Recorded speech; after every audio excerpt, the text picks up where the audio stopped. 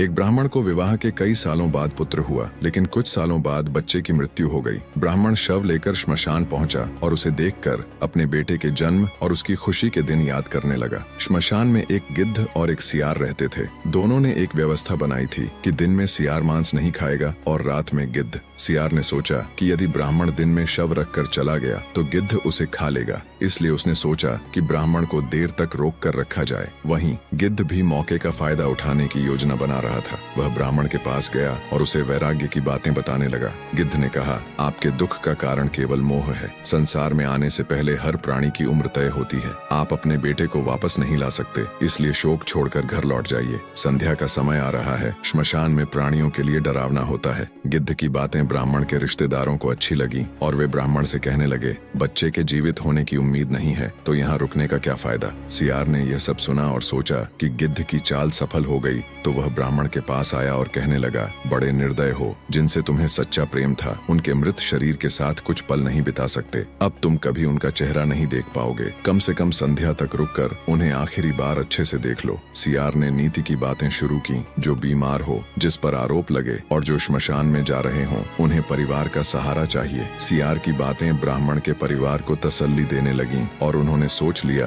कि अब लौटने का सही समय नहीं है। गिद्ध ने फिर कहा, तुम ज्ञानी होकर सियार की बातों में आ गए। एक दिन हर प्राणी की यही हालत होगी। शोक छोड़कर घर जाओ। तुम्हारे शोक से मृतक को कष्ट होगा, क्यों उसे व्यर्थ दुख दे रहे हो। सियार ने फिर कहा, अगर यह बच्चा जीवित होता तो तुम्हारा वंश बढ़ाता। तुम्हारे कुल का सूरज अस्त हो चुका है, कम से कम सूर्यास्त तक तो रुक जाओ। गिद्ध को अब चिंता हुई और उसने कहा, मेरी उम्र 100 साल है, मैंने कभी किसी को जीवित होते नहीं देखा। अब तुम्हें जल्द ही इसके मोक्ष का काम शुरू करना चाहिए। सियार ने फिर से कहा, जब तक सूर्य आकाश में है देवीय चमत्कार हो सकते हैं, लेकिन रात में आसुरी शक्तियां सक्रिय हो जाती हैं। मेरा सुझाव है थोड़ी प्रतीक्षा कर लो। ब्राह्मण परिवार दोनों की बातों में उलझा हुआ था। अंत में ब्राह्मण ने बेटे को गोद में लिया और जोर जोर से विलाप करने लगा। तभी महादेव और पार्वती वहां आए। पार्वती जी ने दुखी परिवार को देखा और महादेव से बालक को जीवित करने की प्रार्थना की। महादेव ने बालक को 100 साल की उम्र दे दी। गिद्ध और सियार दोनों हैरान रह गए। तब आकाशवाणी हुई, तुमने दूसरों को उपदेश तो दिया, लेकिन उसमें तुम्हारा स्वार्थ था, इसलिए तुम्हें इस निकृष्ट योनि से जल्दी मुक्ति नहीं मिलेगी।